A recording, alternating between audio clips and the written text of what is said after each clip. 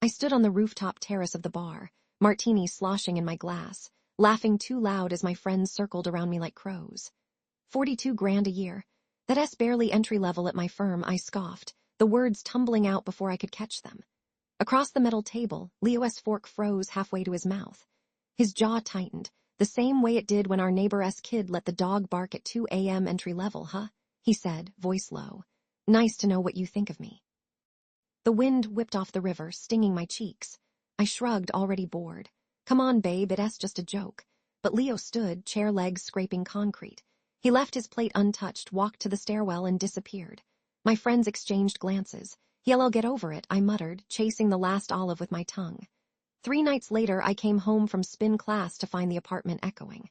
Leo's key ring no longer hung by the door. The dog's leash was gone.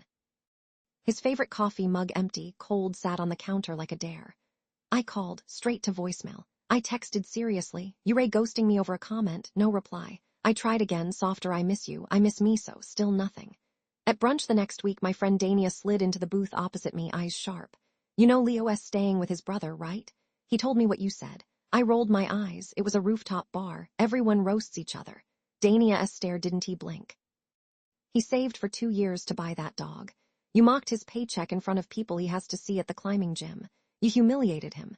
I felt heat crawl up my neck, he's being dramatic. She pushed her mimosa away. Maybe stop telling yourself that. I drove to the climbing gym's parking lot that evening, headlights cutting through the dark. Leo was locking up, gym bag slung over his shoulder. Miso bounded ahead of him on a new neon leash. I stepped out. Can we talk? He paused, fingers tightening on the leash. I am listening. I didn't mean it like that, I said. I was showing off. You know how I get. He exhaled through his nose. I know exactly how you get. And I am done being the punchline. I reached for Miso. The dog backed up, tail low. Leo's hand settled on the scruff of her neck, steady, protective. She's staying with me, he said. You never walked her anyway. The words hit harder than the night air. That's not fair. Neither is a decade of eye rolls every time I buy store-brand cereal. He turned, boots crunching gravel.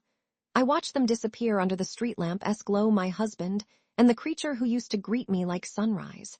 Weeks bled into months. I tried grand gestures, tickets to Portugal, a vintage camera he once mentioned, even a handwritten apology I left taped to his brother's mailbox. His brother texted back a single photo, Leo and Miso on a summit somewhere, sun glinting off their shoulders. No caption. I ran into Dania again at the farmer's market. She was buying peaches. How's single life? She asked, not unkindly. I clutched my reusable bag. Quiet. She nodded like that said enough. I started taking the long route home, past the dog park where I used to pretend I didn't see Leo throwing the tennis ball until his shoulder ached. The sight of other couples stung like nettles. One Thursday I came home to a thin envelope slipped under my door. Inside, divorce papers, already signed in Leo's neat engineer-esque script. A yellow sticky note on top read Miso's chipped to my name now. Take care of yourself. I sat on the hallway floor, paper trembling in my hands. The apartment felt cavernous, every surface reminding me of arguments I'd won and kindnesses I'd ignored. I never heard his key in the lock again.